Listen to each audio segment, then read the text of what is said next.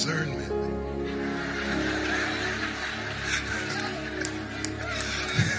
In the book of Micah,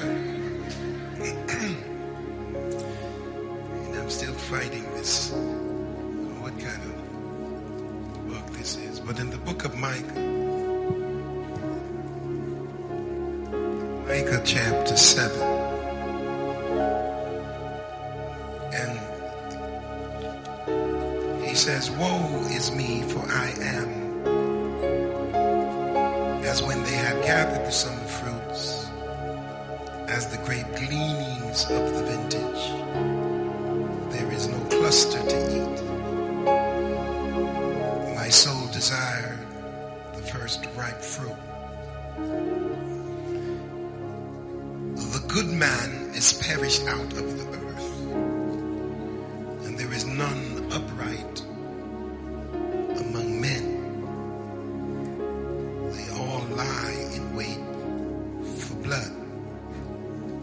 They hunt every man his brother with a net, that they may do evil with both hands. Earnestly the prince asketh, and the judge asketh for a reward," that's a bribe. "And the great man, he uttereth his mischievous desire, so they wrap it up. The best of them is as a bribe, the most upright, my goodness, is sharper than a thorn hedge. The day of thy watchman and thy visitation cometh, now shall be their perplexity. Trust ye not in a friend, put ye not confidence in a guide. Keep the doors of thy mouth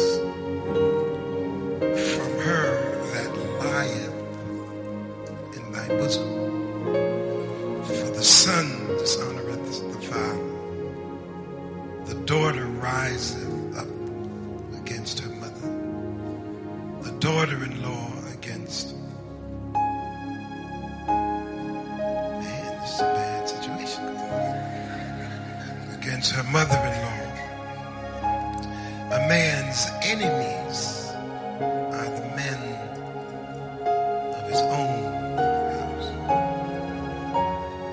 Therefore, I will look unto the Lord.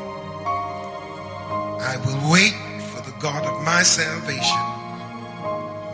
My God will hear me." Now, as bad as that sounds, look at somebody beside you with all the ebullience you can find and tell him, "I know who to trust. I know who to trust." Ooh. Trust is an interesting word. It's defined. Yes, it is defined as firmness or certainty. So the basic concept of is support, and it's used in a strong sense of the parent literally supporting the helpless child, the arms. When you look at the imagery from the Hebrew word, it's the arms of the parents supporting the child. Trust from the Greek conceptualization is to give beforehand. That is that there's no escrow. The only reason we have escrow now is because people aren't trustworthy. And the thing about trust, it's certainty. It's absolute certainty in the behavior and the attitudes of others. And it's a matter of me putting my life in your hands.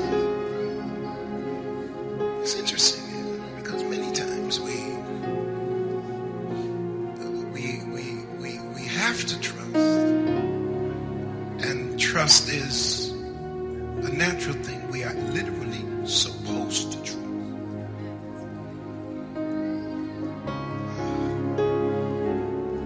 But because people have no real regard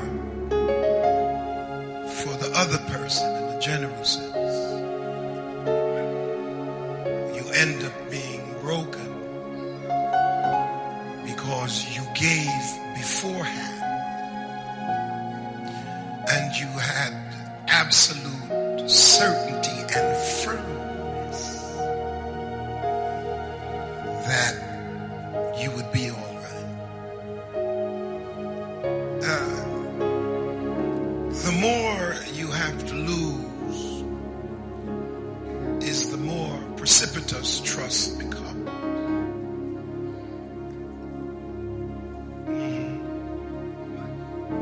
Should I say that again? You didn't hear that. The more you have to lose is the more precipitous, like precipice, like on the edge of a ravine. Yeah, okay, that's what that means.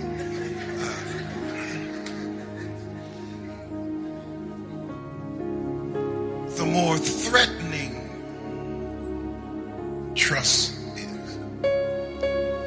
And when you have been hurt many times, one of the defense mechanisms for being hurt is to lower your expectations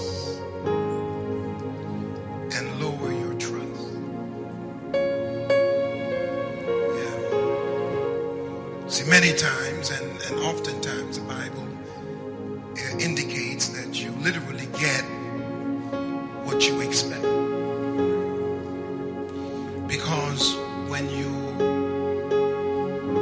have lowered expectations and you get into new relationships, you come to the table with the lowered expectation because of what you experienced. See, that's why you should have no new relationships till you heal from them.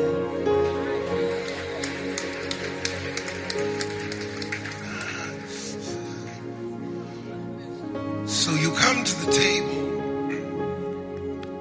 with lowered expectations because of what I just read in this text. But when you come to the table with lowered expectations, what it seems like on the other side is suspicion. Because you don't know me like that. And yet, I hear some hesitation. And I feel some judgment. Because you're seeing me in light of that nightmare you just came out of. So because you lowered your expectation as a defense mechanism, then you don't send trust across the table. So because I'm not getting any trust here, any feeling of trust from you, then I decide that I'm going to be careful how I deal with you. And then you end up getting just what you expect. See, the real issue now is if you come to the table healed, then you come to the table with the standard you always had. And when you come to the table with the standard you always had, you come with a boldness that says, if you can't deliver on this level, we don't even need to get started.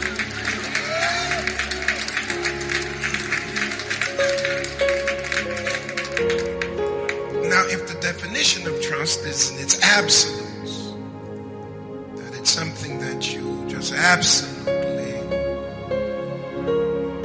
believe with certainty, absolute certainty, then trust,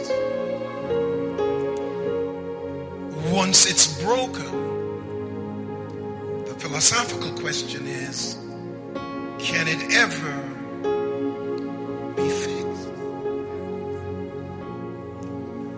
Because if the definition is absolute, certain, if you break the absoluteness, now I can go ethnic anytime. If you break the absoluteness of trust, can it ever be absolute again? I mean, I had one piece of metal and the metal was good and the metal broke. Can I weld it to its former perfection? Because there has to be a scar in there somewhere.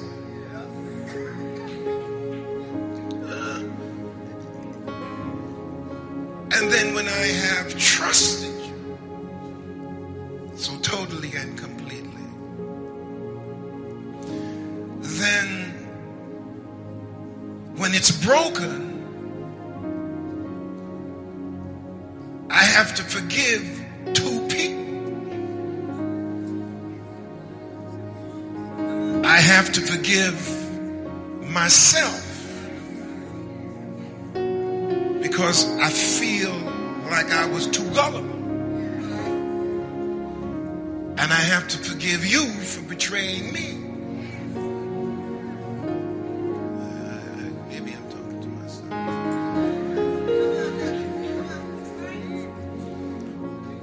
See, I gave beforehand with absolute certainty. And it's interesting here that the writer defines how difficult it is to find anybody that's good. And because we've been hurt so much, we are walking around without the ability to trust. We don't pick up strangers now. Amen. Because most of us are nervous about people. I used to have open house. Whole lot of folk, we going to hang with them. And now it has shrunk.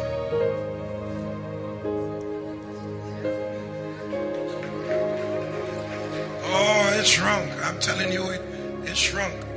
I've been sitting there all week by myself.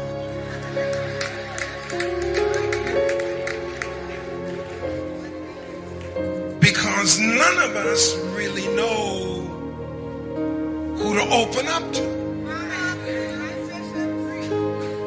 And we're very nervous about being transparent. So because of a lack of trust, we live behind a facade. Because I can't show you me. Because I can't trust you with me. See, thus to be certain about things. And then from a passive point of view, that same word in the text is one who is established.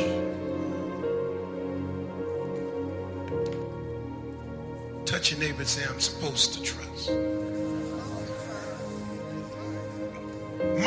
Micah actually prophesied during Ahaz's reign. If you notice in 2 Kings 17, 14 through 17, it was a bad time. And I'm here to tell you that people make bad times. Should I say that again?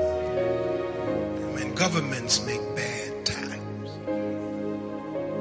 And the people, of course, were deceived. So Micah says, thus saith the Lord concerning the prophets that make my people err. that bite with their teeth and cry peace, and he that putteth not into their mouths, they even prepare war against him. They were confused because in the time of Micah they had human sacrifice, and in many senses, from a metaphorical sense, so many of us are being sacrificed for the benefit of others.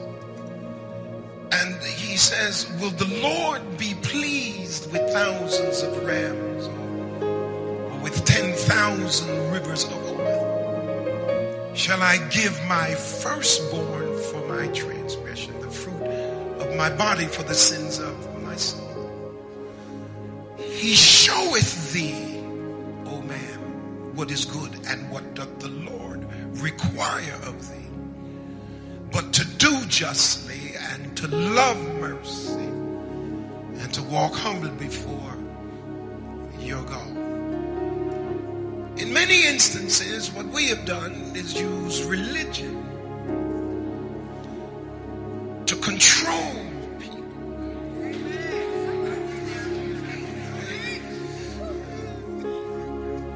I might not hope today.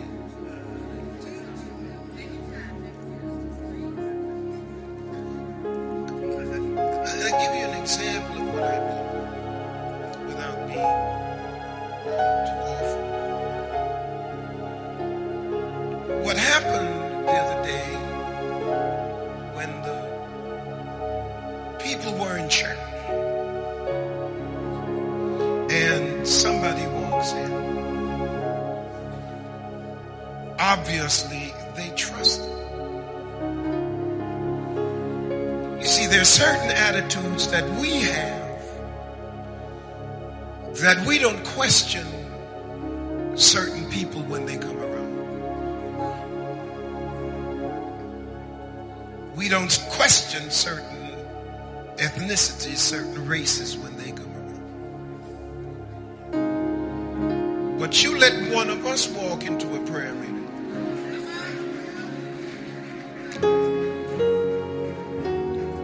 with our Caucasian brothers, and I'm sure everybody would be watching closely on their P's and Q's, because they wouldn't trust like we do. Now, I don't want to just stretch you too far,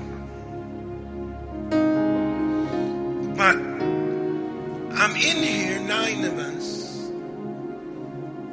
where we're serving God.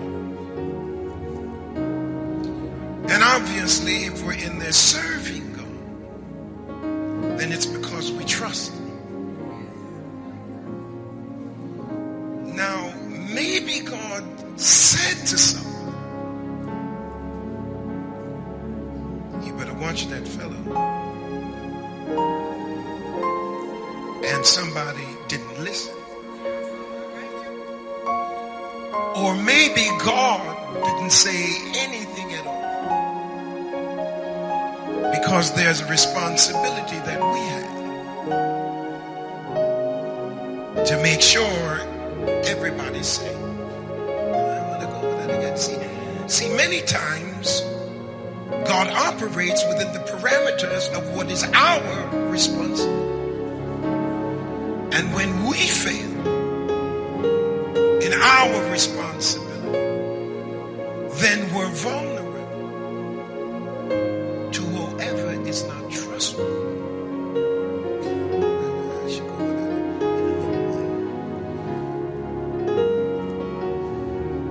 Consider with me that the young man is being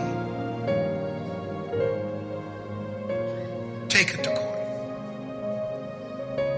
And I go to court and make a speech. Now, my mama is on the cooling board. She hadn't made a coffin yet.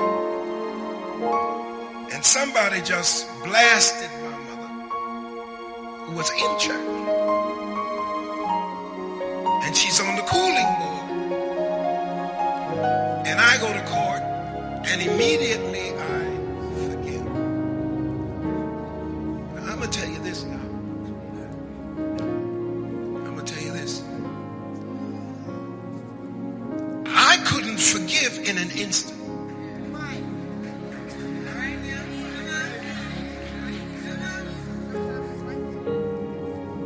The whole media thought it was just marvelous that we could come in there talking forgiveness.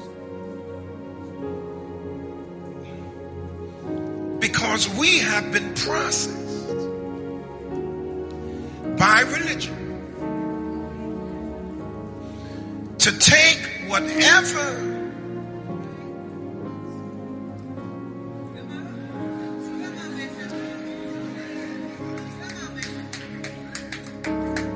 the dominant culture has given us a religious view that has kept us from being active in our own environment. Because what they have told us, while they make all the business deals, that the Lord will do it for us. And that's when we coming out of slavery, it went like this. When I get to heaven, no, all God's children got shoes. And when I get to heaven, I'll put on my shoes and walk all over God's heaven. I got news for you. You don't need shoes in heaven. You need shoes right now.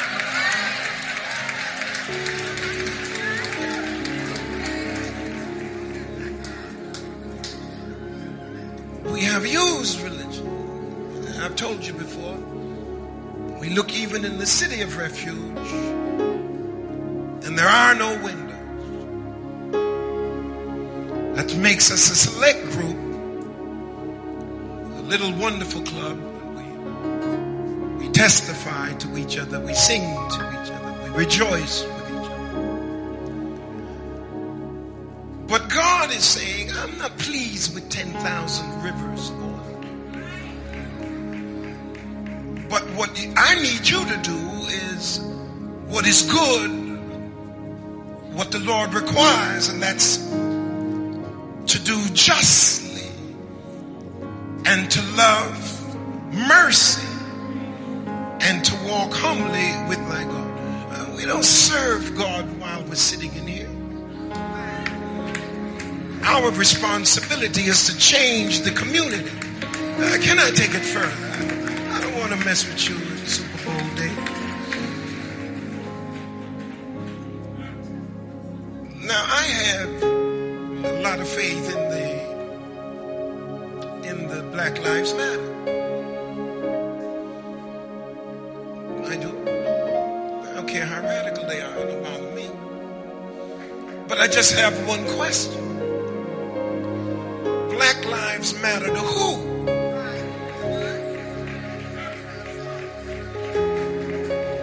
Because we kill each other more than anybody else. And if other people are going to respect our lives, I think we ought to first respect it ourselves.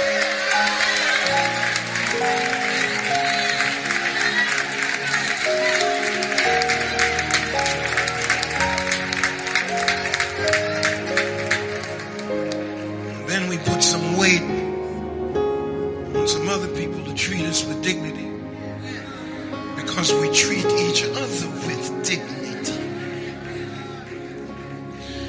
You're saying now that they just don't want you to be religious,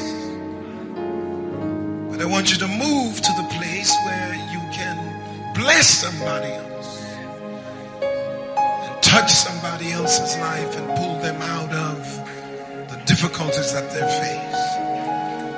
He indicates then, and almost there, few in number, and he's got corruption everywhere. Where there is corruption, trust is hard. Because how can I trust you if every time you get an opportunity, you do something to me? He indicated that the good man is gone.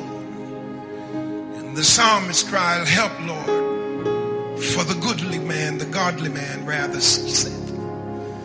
For the faithful fail among the children of men. The psalmist, as Micah, is feeling the pain of not being able to find good people. And I'm telling you that good people have dissipated so rapidly that it takes a sieve to sieve out somebody that's good. And the Bible says, if a man findeth a wife, he findeth a good thing. But he didn't find it out of his own ingenuity and sagacity. He received favor from the Lord. You have to trust God to put people in your life that are people that are good to you, good for you. Because a lot of people can be good to you but not be good for you. And God needs me to have somebody in your life. And what God says, let me take the folk out that need to come out. And you need to quit going back for folk who God is taking out of your life. Because as long as you got them negative folk in your life, there's no space for the good folk. Let Jonah go overboard. Just throw him overboard so you can make your destiny. I'm almost there. Then he said, violence is rampant. You got killers everywhere. And not only physical, but people will kill you with their mouth. And particularly when you're moving to another level and when God is blessing you and taking you higher, you got haters everywhere. And one of the problems in our community is that whenever any one of our children try to aspire to anything, they have others in their same community who ridicule them and talk negatively about them because they want to play a violin instead of shoot a gun.